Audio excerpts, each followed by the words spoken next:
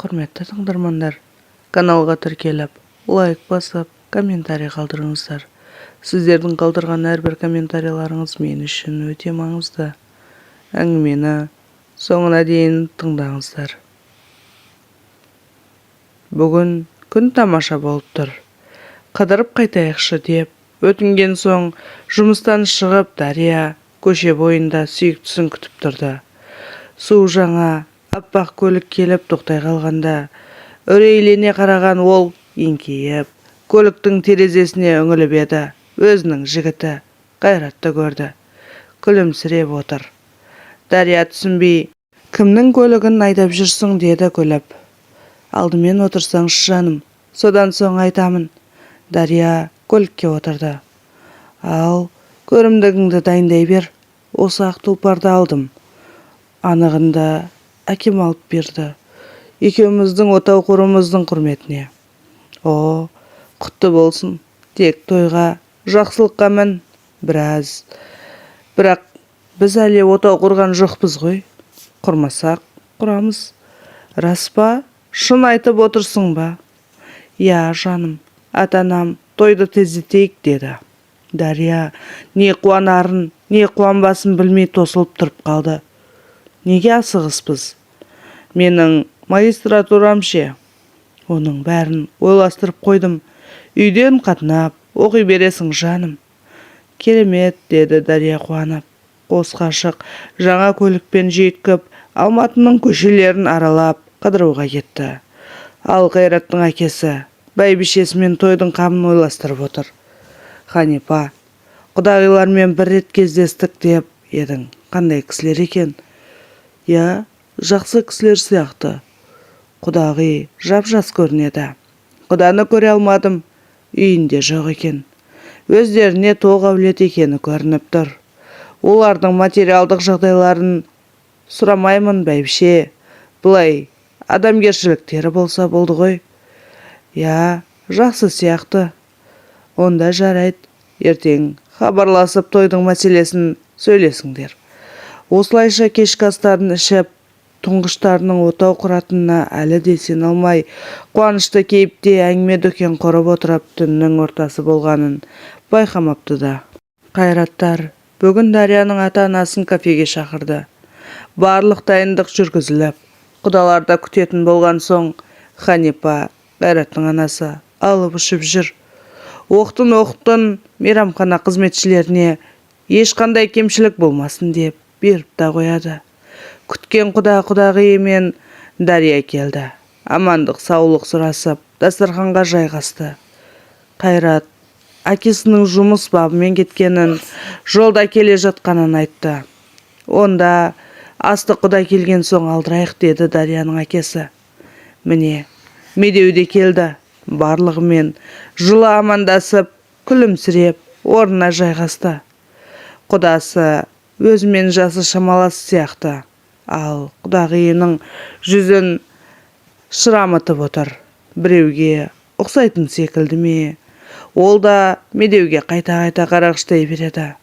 Асты алдыртып, барлығы тамақтанып жатқанда Медеу бір нәрсеге түйіліп қалғандай болды.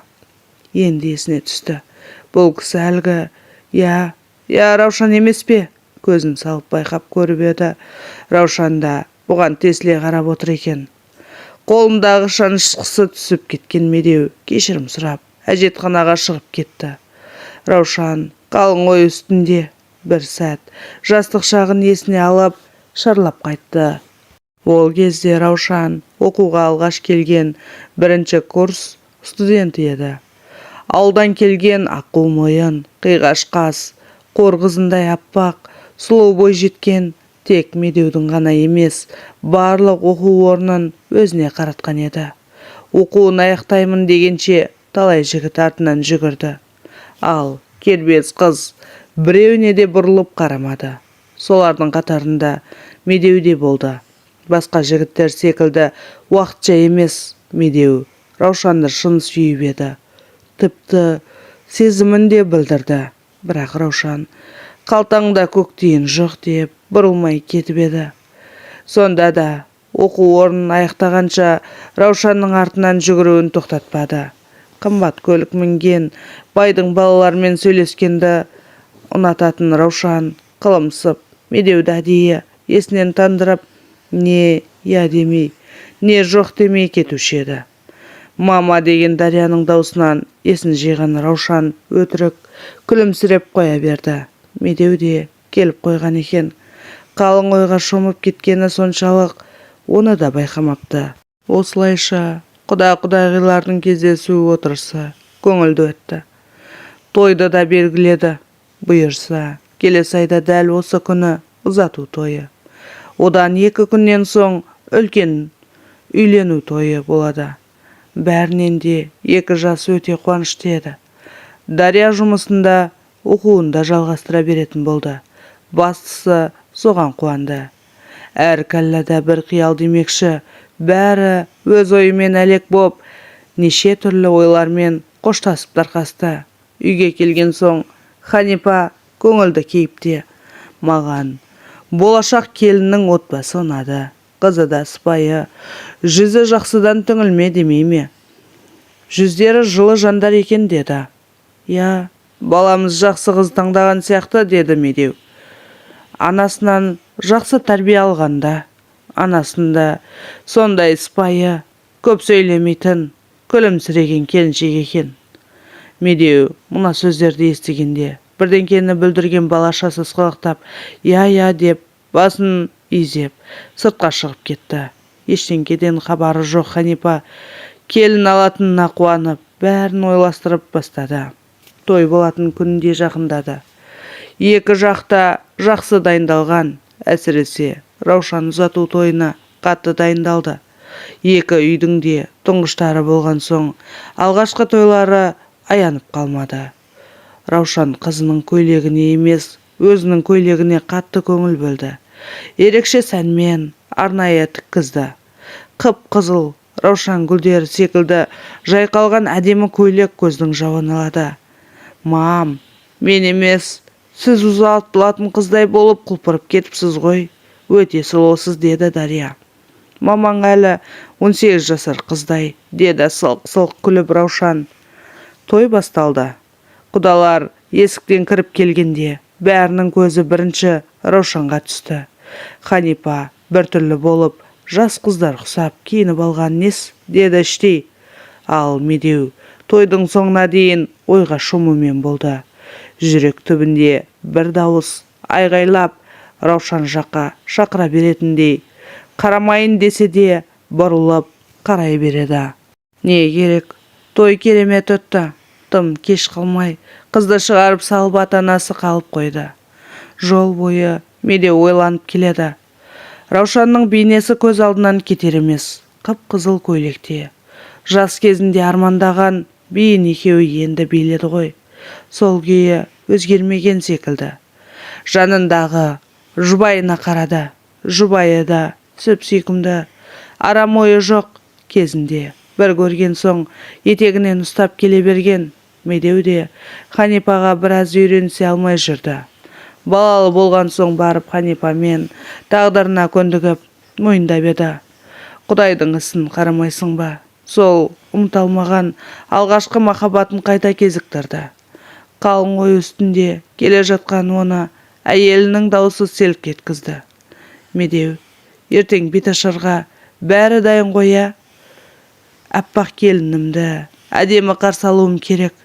Я, бәрі дайын. Онда жақсы екен, деген әйелі өз ойымен отырып, күйеуінің хәлін сезбеді де. Осылайша беташар тойы да, үлкен үйлену тойы да өтті. Бәрі жоғарғы деңгейде. 2 жақтың үлкен кіші туыстары да риза. Медеу соңғы кезде алғашқы махаббаты болған құдағиын ойлауды жиілетіп жіберді. Тіпті жұбайына қараса Раушанды көретіндей халге жетті. Мұның бәрі сол ұзату тойындағы билеп жүріп қараған көзқарастарының кесірі еді. Күлімсіреп, емірене көз алмай қараған құдағиынан алыстай алмай қалғаны соншалық қазір көз алдынан кетпей қойды. Бірақ қанша іштей соны ойлап тұрса да, келіні мен жұбайына қараған кезде сезімі сап тыйылады. Не құдіреттің барын қайдам. қысылып, кінәлі жандай жүздеріне тіке қарай алмайды. Кейін артынан сезімге ерік бермей, бір сәттік тәтті сезім үшін өмір бойы жинаған абыройымнан айырылмайын деген ой келіп, нәпсісін тияды. Осылай жүргенде арада 2 ай өткен соң, құда-құдағиын тәтті шайға шақыратын болды. Медеу қашқақтап, Раушанға тіке қарамай алшақ жүрді. Ал Раушан тесіле қарап, көзімен жеп жіберердей қарауын тоқтатпайды. Медеу құда-құдағилары қайтқанша абдырап жайы болмай кетті. Қанша өзін салмақты ұстайын десе де, Раушанның көзқарасы жіберер емес. Ақыры болмаған соң, сытылып сыртқа шығып кетті. Үйдің сыртында, монша жанында түтінін бұрқыратып, темекісін шегіп тұрған құдасының жанына қылымсып басып, Раушан келді. Келген сәтіне дейін мұны байқамаған Медеу селк кете қалды да, жан-жағына алақтап, сасып қалды. «Түк өзгермепсің ғой, Медеу», деді Раушан, күлімсіреп. «Құдағи, дастархан басындағылар күтіп қалған шығар, жүріңіз», деп асыға басып үйге кіріп кетті. Раушан бортиып әжетханаға бұрылды. Осылайша күн ұясына қонар сәтте құда-құдағиларды шығарып салып, оф деп демдерін алып, көңілді отырып шай ішті. Үйленгендеріне 2 ай әні-міне деп өтіп кетіпті. Осы 2 ай ішінде Дария жаңа үйіне үйренісіп кетті. Енесі де жайла. Қайнысы мен қайнсіңлісі жеңешелеп зыр жүгіреді. Атасы салмақты, артық сөзі жоқ. Сүйіктісі жанында Дария шексіз бақытты еді. Көңілі айнып жүрген соң бүгін таңертең ата-анасын күтеміз деп, қолы тимесе де арасында уақыт тауып дәріханадан тест алып келіп еді. Міне, тексеріп көріп еді. Аяғы ауыр екен. Қуанышы қойнына сыймай жүгіріп асханаға келді. Жаңалығын айтайын десе, қайнатасы отыр екен. Ұялып, үнсіз шығып кетті. Не дегенмен, әжесінің тәрбиесін алып, ауылда өскен Дария үшін әдептілік бірінші орында еді. Уақыт тоқтап қалғандай, ешкім ұйықтар емес. Түн болғанда әркім өз бөлмесіне кетеді де, Дария асхананы реттеп, жатын бөлмесіне асықты. Онысы күйеуінен сүйініш сұрау еді. Келсе, сүйіктісі бүгіндікке ары-бері жүгіріп, шаршап, сілесі қатқан-ау.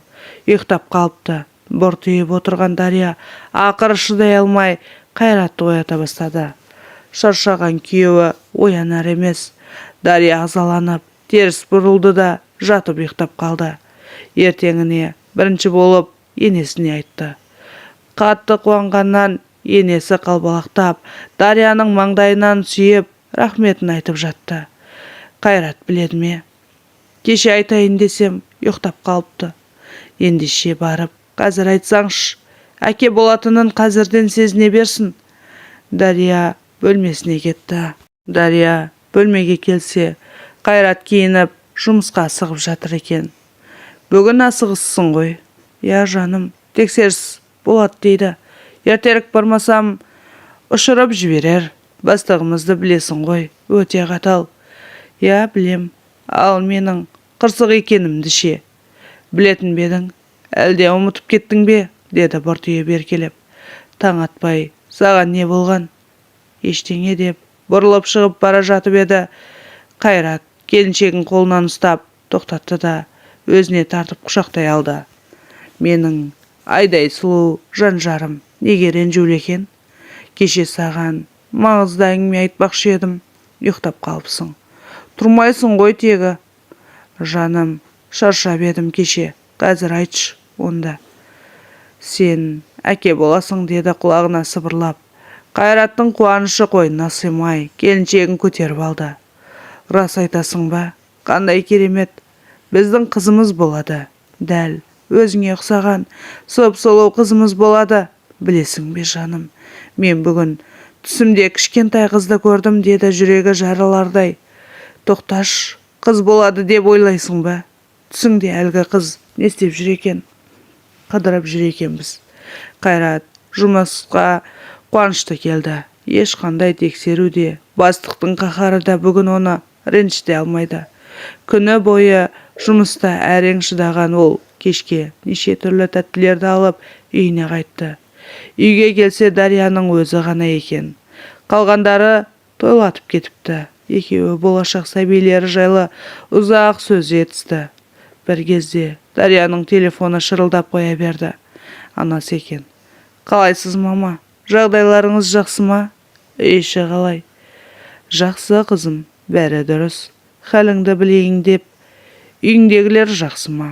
Күйеу бала, ата-енең ше, үйде ме?» «Я, Қайрат екеуміз кешкі ас ішіп отырмыз. Аталар ағайындардың тойына кетіп еді. Кеш келетін шығар». Онда жарайды.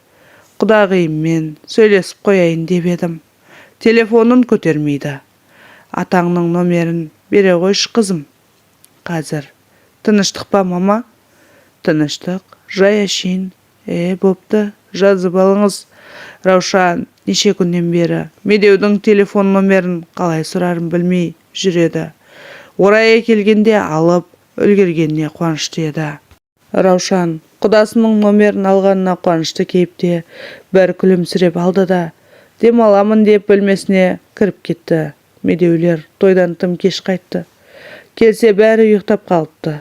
Тойдың шаршауын төсегіне қисайған күйі ұйықтап кетті. Ертеңіне таңертең ерте жұмысқа асыққан Медеудің телефонына SMS хабарлама келді. Таң азанымен кім екен деп телефонын қолға алған ол үнсіз тұрып қалды. «Ата, шай ішіңіз» деген келіннің даусын естіді де қолдары қалтырап тез-тез телефонды үнсіз режиміне қойды да қалтасына сүңгітіп жіберді. Асханаға келіп шай ішкендей болды да асыға басып жұмысқа кетті. Дария артынан Қайратты шығарып салды да енесі екеуі отырып жақсылап шай ішті. «Апа, атам бір түрлі соңғы кезде тым тұйық болып кеткен сияқты ма қалай? Бір жері ауырмайды ма екен?» «Қайдам, онда ештеңке демеді. Бірақ мен де байқап жүрмін. Сұрақ қойсам жауап бермейді. Ойы басқа жақта. Жарқылдап, көңілді жүруші еді. Кешке сұрап көріңізші». «Сөйтейін». Медеу жұмысына келіп, әлгі хабарламаны ашып тағы оқыды. «Медеу, қалайсың? Кездессек деп едім». Раушан екенін біліп тұр. Сонда да көз жеткізейін деді де номерді тере бастады. «Алло» деп сызылған Раушанның даусы. Құдағи, сіз бе? Қалайсыздар? Құда қалай?» деді сасқалақтап. «Жақсы. Хабарламамды оқыпсың ғой?» «Я, мен бірақ жұмыс бабымен басқа кісілер екен деп. Кездесіп сөйлесек деп едім». «Не жайлы?» «Жастар жайлы. Жаңадан тұрмыс құрды. Біраз нәрселер бар еді. Соны ақылдасу керек». «Жарайды. Мен мекен-жайды жазып жіберейін». «Жақсы онда». Медеу үнсіз тұтқаны тастай салды. Жұмыстан ерте шығып, мекен-жай жазылған хабарламаны ашты. Қала шетіндегі кішігірім дәмхана екен. Көлігін біреу-міреу танып қояр деп таксиге мінді. Дәмханаға кірсе, шеткі үстелде Раушан отыр. Боянып, сыланып, жас қыздардай киініп алыпты. Өзі жасарып кеткен бе қалай? Медеудің тілі күрмеліп, әрең амандасты. «Я, айта беріңіз, қандай мәселе бар? Балалар туралы деп едіңіз?» «Медеу, өзің де біліп отырсың ғой, не үшін шақырғанымды?» «Сіз деп сызылуды қойшы» деді. Раушан күлімсіреп. Раушан әңгімені тым әріректен бастады. «Медеу, есіңде ме? Жоғарғы оқу орнында оқып жүргенде?» «Я, ол шақтар қайта келмес, жастық шақтар еді ғой. Сен үнемі мені сыртымнан күзетіп жүретін едің. Мен бәрін байқайтынмын. Я, жастық шақта не істемейсің? Жастықтың буымен талай қызға сөз айттық қой». Соңғы сөздерін Медеу әдейі нықтап айтты. Раушанның ойын өзгерту үшін. «Өтірік сөйлей алмайсың» деді күліп Раушан. «Я, өтірік сөйлей алмайсың. Сен мені шын сүйдің. Тіпті үйленуге де ұсыныс жасадың. Бірақ сен қолымнан ұстамадың, жүрегімді тыңдамадың, бетімді қайтардың. Не десең де бәрібір, мен де сені іштей ұнатушы едім. Бәлкім, сенбейтін шығарсың. Сенбеймін. Себебі сен махаббатты ақша деп білдің. Тек қалталы жігіттердің жанында жүрдің. Мен секілді өз күнін өзі көрген қарапайым жігітті менсінбедің. Мұрныңды шүйіріп қарадың. Жарайды, қойшы енді. Мен сені ұрсу үшін шақырған жоқпын. Дұрыс айтасың. Ол кездерді неге айтып отырмыз өзі? Мәселеге көшейік. Не ақылдасуға шақырдыңыз? Тағы да сіз бе? Сен деп, сөйлей берші деп Раушан Медеудің қолынан ұстады. Медеу қолын шоққа басып алғандай дереу жұлып алды. Айтатын әңгімеңіз болмаса, мен қайтайын. Медеу, түсінші. Сол кездердегі еске алып, көңілді отырып қайту үшін шақырдым сені. Немене? Нені еске аламыз? Маған қарамай кеткеніңді ме? Әлде жалынғаныма қарамастан, байдың баласына тұрмысқа шығып кеткеніңді айтпақпысың? Немесе мақтаныш етіп, мені тойыңа шақырғаныңды ма? Еске түсіретін осыдан басқа ештеңке де жоқ қой. Сау болыңыз, құдағи, деді де Медеу орнынан тұрды. Сау бол. Раушан тістеніп, тұра тұр. Әлі ақ баяғы кездеріңе қайтарамын. Жалынып алдыма келесің, дәл баяғыша, деді ішінен. Медеу демін ішіне алып, зорға шыдады да сыртқа атып шықты. Кеудесін кере дем алды. Шетте тұрған такси көлігіне мініп, жұмыс орнына жылжып жетті. Сол жақтан өз көлігіне мініп, отбасына қайтты. Үйіне келген Медеу жазықты жандай қипақтап, әйелінің көзіне тіке қарай алмай, бетін бұрып әкете береді. Әйелі бір нәрсені сезгендей, Медеу, саған не болып жүр? Бір жерің мазалайды ма? Соңғы кезде томаға тұйық болып жүрсің ғой? Жоға, Құдай сақтасын, денсаулығымда кінәрат жоқ. Әлде жұмысыңда бір қиындық болды ма? Несіне сұрай бересің? Бәрі дұрыс дедім ғой. Шаршап жүрмін, жұмыс көп. Медеу бөлмесіне кіріп кетті де кешке дейін шықпай жатты. Бір кезде жыл қаққандай орнынан атып тұрды. Сырт киімі асханада қалыпты. Қалтасында ұялы телефоны болған. Дереу асханаға беттеді. Ойы сан-саққа кетіп үлгерді. Ең сорақысы SMS хабарламаны өшіріп үлгермеген болатын. Келсе үй іші шай ішіп отыр екен.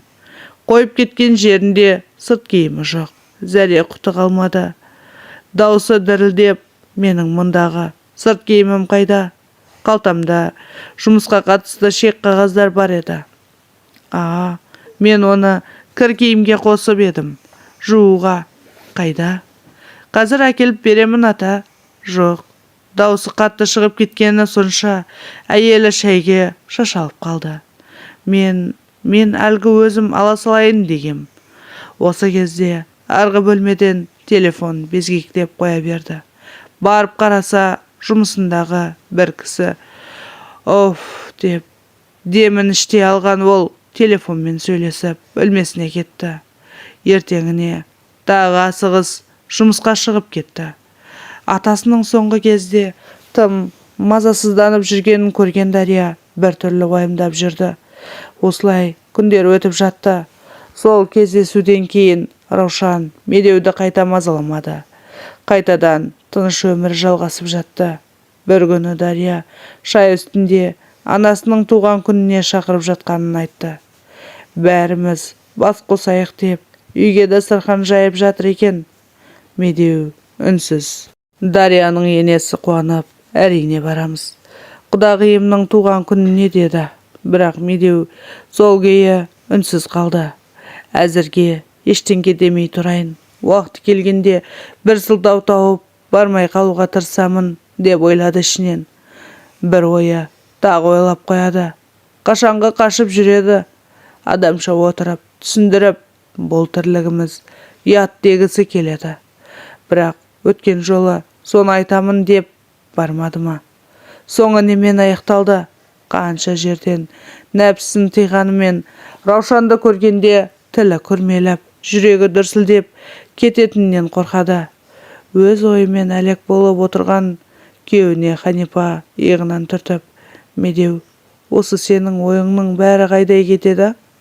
Әңгімелесіп отырсақ басқа жақта лағып жүресің. Не мазалап жүр сені? Айтсаңшы». «Ештеңке. Сендерді тыңдап отырмын мен. Сол құдағидың туған күніне». «Я, туған күніне құдағиыма қымбат сыйлық алмасақ, ятты». Ала берсеңші», деді де Медеу сыртқа шығып кетті. Бақшада отырып, ұзақ ойланды. Раушанды таныған кезде тойды неге тоқтатпадым екен? Қазір тыныш өмір сүретін едік қой деп ойлады. Бірақ не деп тоқтатады? Жас кезіндегі ғашығым еді дей ме? Елдер күлмей ме? Оның үстіне баласы осы қызға үйленем деп шешкен болса. Енді Раушанға түсіндіріп, бұл тірліктері өрескел нәрсе екенін айтпаса болмас. Бірақ қазір хабарласуын қойды ғой. Мүмкін өткен жолға әңгімеден соң ұялған шығар. Енді өткеніміз жайлы сөз қозғамайтын болар бәлкім. Әліптің артын бағайын, деді ішінен. Ойланып отырғанда кеш батып кетіпті. Тоңып кеткен соң ішке кірді. Не де болса туған күнге барам деп шешті. 1:07-ден соң Медеу отбасымен құдасының үйіне келді. Құдағиының 45 жасқа толған туған күні екен. Медеудің студент кезіндегі Раушанның туған күні есіне түсіп кетті. 18 жасқа толған күніне үлкен-үлкен 3 қызыл Раушан гүлін алып келіп еді. Бір гүлдің тек гүл шоғын ғана сындырып алды да, қалғандарын жерге тастай салып, қымбат көлікке мініп қол бұлғап кеткені көз алдына кеп тұра қалды. Іштей Раушанға өкпелі болса да, жүрегі шіркін дес берер емес. Туған күнге артық ешкімді шақырмапты. Құдағидың сіңлісі ғана. Медеу мына отырыстың тезірек аяқталуын тілеп, үйіне қайтқысы келіп отыр. Ханипаның қайтқысы жоқ.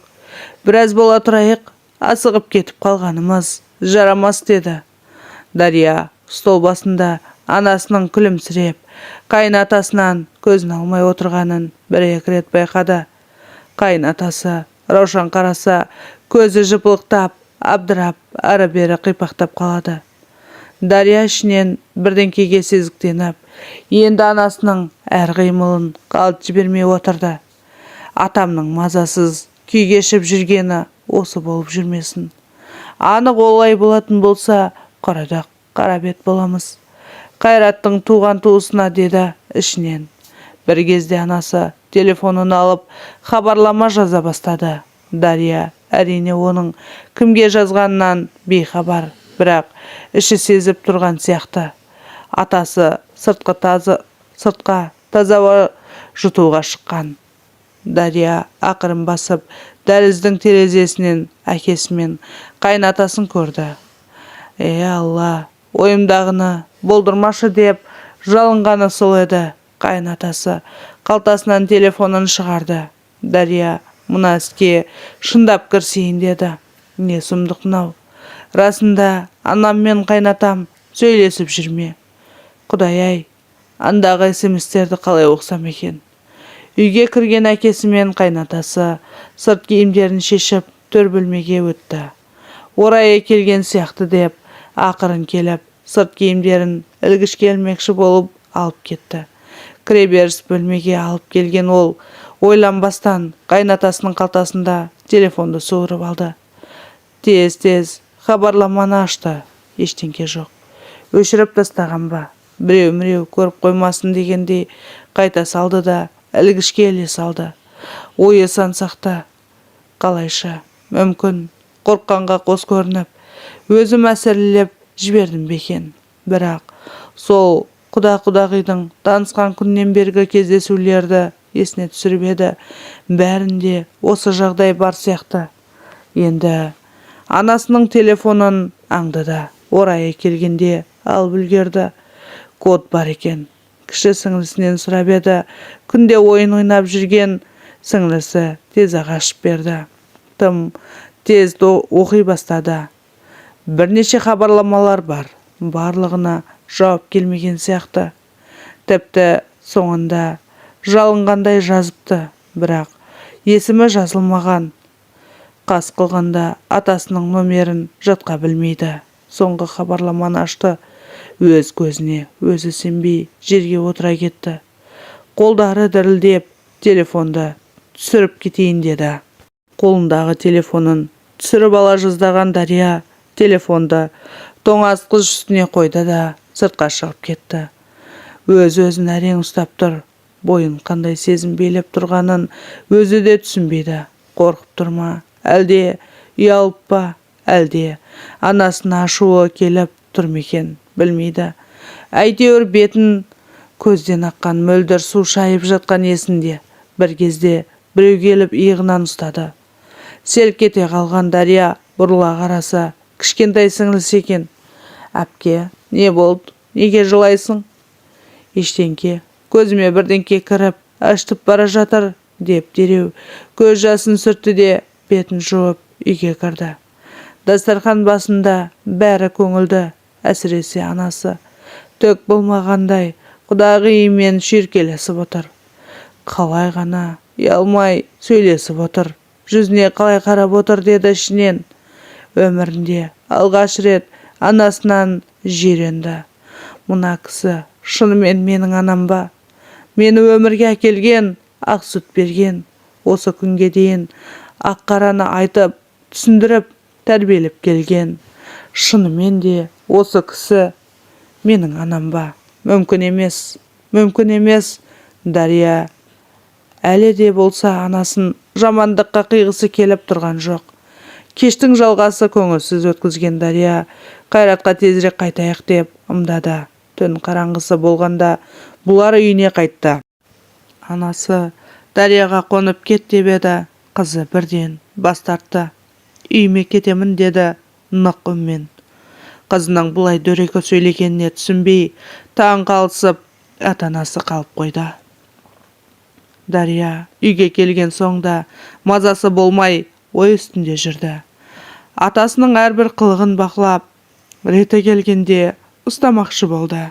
Бірақ не дегенмен қайнатам ғой, ұят шығар деп, ештеңке білдірмей, бұл әңгімені тек анасымен шешпекші болып бекінді. Тіпті Қайратқа да айтуға аузы бармайды. Қалай айтады? Папамызды менің анам жылдан азғырып жүр дей ме? Осыларды ойласа, Дарияның бас сақинасы ұстап, ауырып жатып қалады. Бір күні атасы орта бөлмеде теледидар қарап жатыр еді. Күн жексенбі. Сондықтан бүгін Қайратқа да атасына да демалыс. Соны пайдаланып, аулаға кәуіп пісіріп жатыр. Дария асханаға өтіп бара жатып, атасының телефонының даусын естіп қалды. Енді бар ойы сонда, қалай да білу керек. Осы арқылы анасының бетіне баспақшы. Атасының сыртқа шыққанын аңдып жүр. Сыртқа шыққан бойда телефонын алып қоймақшы. Бәрі аулаға дастархан жайып, кешкі асқа отырды.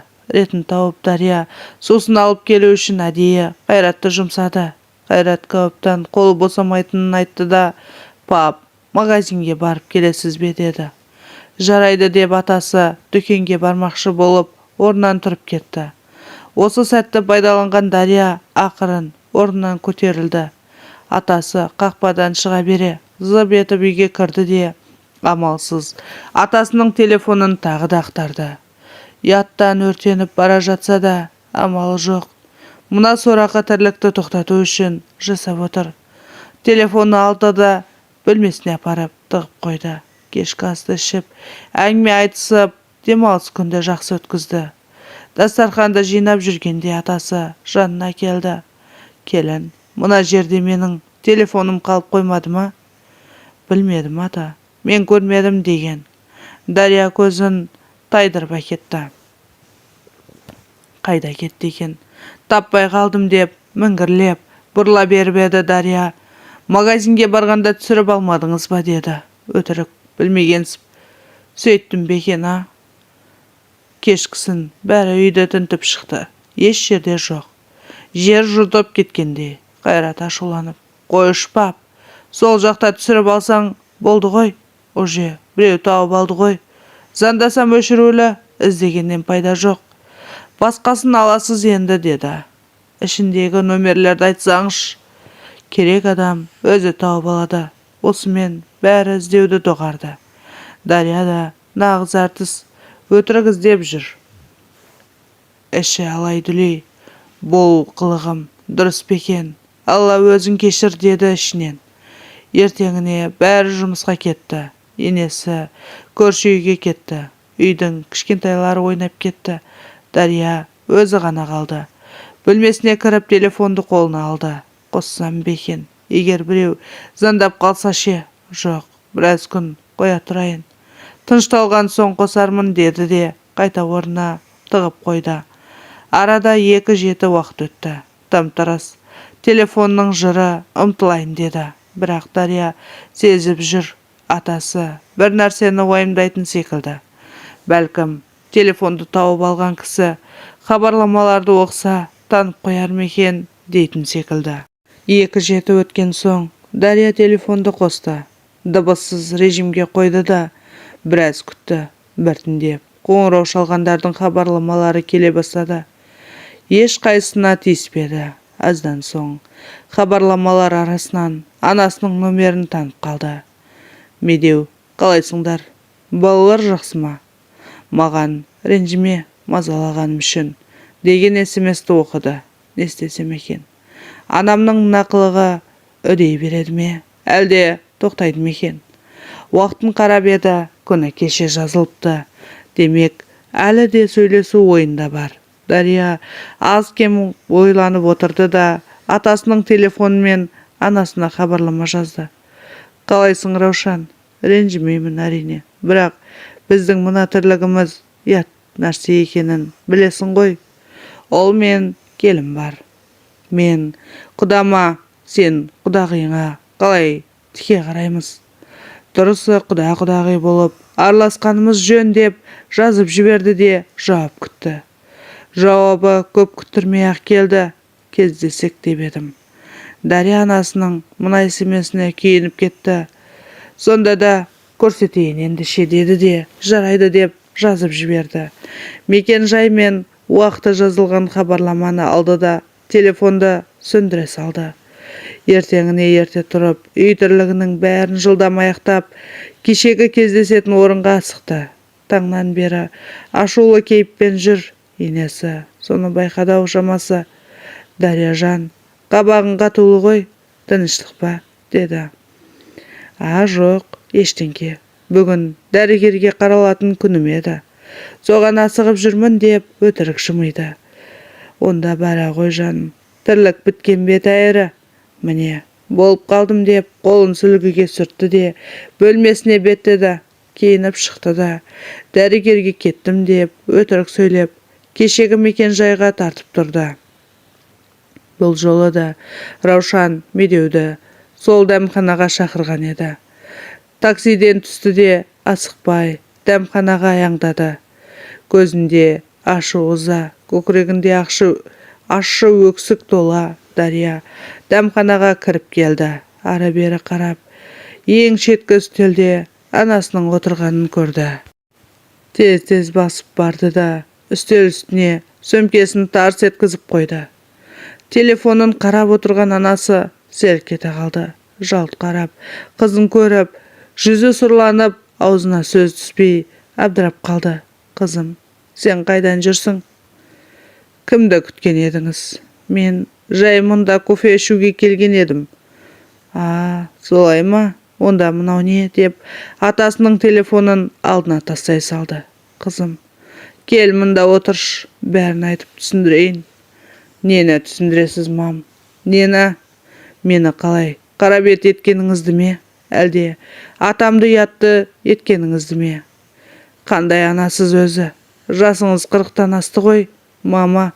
Мына тірлігіңізден ұялмайсыз ба? Жарайды, бәрін қоялық, әкемше. Оған не бетіңізді айтасыз?" "Дария, Жаным, қызым, тыңдашы. Сен ойлағанда ештеңке болған жоқ. Біз жай ескі таныстар. Бағымызға орай ештеңке болған жоқ. Егер болғанда ше, мені тірідей көрге тығар едіңіз. Қызым, деп бастады Раушан әңгімесін. Дария үнсіз тыңдады. Жас кезіндегі таныстығы мен Медеудің кіршіксіз махаббатын баяндап берді. Сонда сол махаббатыңыз енді керек болып, атамды өзіңіз іздеп жүрсіз бе? Жоқ, қайдағыны айтпа. Сенімен танысамыз деп келген күні көріп таныдым. Рас, қызығушылық болды. Медеу мені әлі де ұмытпадым екен деген ой маза бермейді. Мені шайтан азғырды, қызым. Енді тәубеме келдім. Шын айтам, Алла мені үлкен пәледен сақтады. Кешірші мені, қызым. Мама, өз орныңызды біліңіз. Егер мені бақытты болсын, сол үйге тастай батып, судай сіңсін десеңіз, тыныш жүріңіз. Егер мына қылымсыған қылығыңызды әкем естісе, айттым ғой, Дария, мен тәубеме келдім. Қызым, ақылға келші. Арамызда қалсыншы бәрі. Дария үнсіз орнынан тұрып кетті. Үйге жеткенше көз жасына ерік беріп келеді. Бірақ үйіндегілердің ешқайсысына жақ ашпады. Сол күйі бұл тақырыпты жабулы күйінде қалдырды. Ертеңіне атасына телефонын қайтарып берді. Атасы не қуанарын, не қуанбасын білмей тұр. Келіннің селсоқ түрін көріп шошып кетті. Бәрін біліп қойдым екен. Атасы сұрағысы келді, бірақ именді. Үнсіз көндікті. Іштей келіннің хабары бар екенін сезіп те жүр. Құда да тыныш, құдағи да тыныш болып күндері өте берді. Бірақ Дария анасына сенімсіздік танытып, іштей қорқумен жүрді. Бір күні кешкі астан соң Қайрат екеуі бақта сөйлесіп отырып, Дария төбеден жай түскендей қойып қалды. Қайрат, басқа жаққа көшіп кетейікші. Неге деп жалт қарады күйеуі. Білмеймін. Үлкен қалаға көшейікші. Балаларымыздың болашағы үшін. Бұл жерде өссе, болашағына не болады екен? Білмеймін енді. Сені басқа нәрсе мазалап жүрме. Қайрат, мен сенен ештеңке жасырғым келмейді, деді Дария. Барлық болған оқиғаны айна қатесіз жайып салды. Күліп жіберген Қайрат, қойшы жаным, әсіресе сілтеп жіберген жоқсың ба? Одан бері қанша жыл өтіп кетті ғой. Қартайғанда қайдағы махаббат, өзің солай секемденіп жүрген шығарсың. Мүмкін, деді де Дария әңгімені осы жерде үзе салды. Бірақ іштей күдік маза берер емес. Бұлай жүргенін қайнатасы да сезіп жүр. Ақыры болмаған соң атасы әңгіменің төркінін дұрыс түсіндіріп бетін ашып алайын деді де келіні мен әйелін отырғызып жастық шақтағы өткеннің бәрін айтып берді. Бірақ оның бәрі өткеннің еншісінде қалғанын, ендігі өмірін тәтті немерелеріне арнайтынын айтып, орнынан тұрып кетті. Ханипа үнсіз. Дария енесін ренжітіп қоймадым бекен деп сыр тартып көріп еді енесі. Дарияш, айналайын. Сен анаңа ренжіп жүрмегін. Жастық шақта не болмайды дейсің? Мен Медеудің алғашқы махаббаты болғанын, тіпті құлай сүйгенін осы табалдырықта келін болып түскен кезде ақ білгенмін. Бәрін білдім, бірақ осы күнге дейін оғаш қылығын байқамағанмын.